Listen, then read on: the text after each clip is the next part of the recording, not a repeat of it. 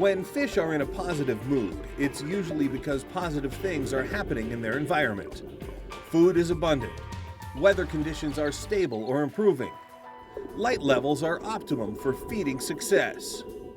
Throw a bad cold front into the equation, however, and a positive mood can suddenly turn negative, grinding fish activity to a standstill. There isn't much you can do to improve a fish's mood. Oh, got it, Jim. Yeah. You can, however, adjust your presentation to suit a sour mood, converting a tough bite into sweet success. A little bit better one, Al. Come here. You know, when you're looking at smallmouth bass, one thing that's really critical is understanding the strike zone of these particular fish. And they're really super moody. I mean, right now, the water temperature is pretty cool and it's in spring. And I caught this fish on a hair jig. But there's a wide range of different baits that you could potentially use for these fish depending on their mood. Boy, that's a fat little guy. Look at him. We'll get her back in the water. We fish for smallmouth bass from ice out in spring to freeze over in fall and anywhere in between. Realistically, there's a wide variety of environmental factors that can determine the size of a fish's strike zone. Strike zone is the distance at which a bass, or any fish for that matter, is willing to move and strike a bait. Whoop, there he is, see him? Oh, there he is, look at that. Great big one too, ooh. Water clarity is a big one.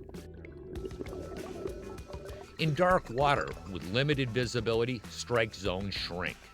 Fish in dark water tend to hug the bottom and often hold tight to cover. In clear water, the increase in vision dramatically opens the distance at which a fish can see and is willing to run down food or your lure. Oh, yeah, look at him. Water temperature accordingly. In cold water, strike zones tend to shrink.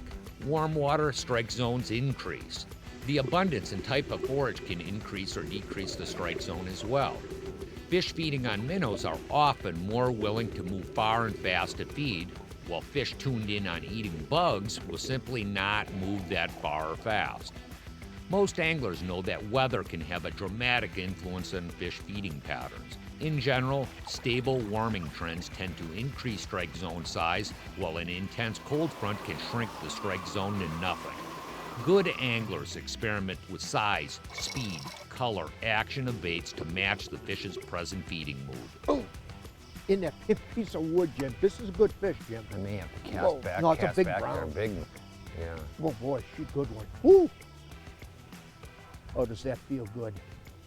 Oh, does that feel good? Baby sucked on that tube, man. Boy, she a fatso, Jim. Oh man, look at this. She's a mule, absolute mule. Wow. When you see this, babe. Oh, look at that fish.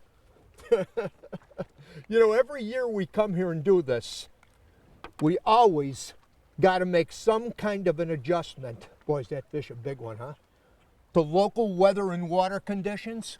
One year you come, the water is crystal clear. This year, as an example, it's very dirty, very high. Reaction baits like a jerk bait that works so good when the water is crystal clear, we hardly get a bite on it. We really got to slow down now with the tube, the grub, and a hair jig. That's what's working. You're always making adjustment. It takes you usually a half a day to figure everything out.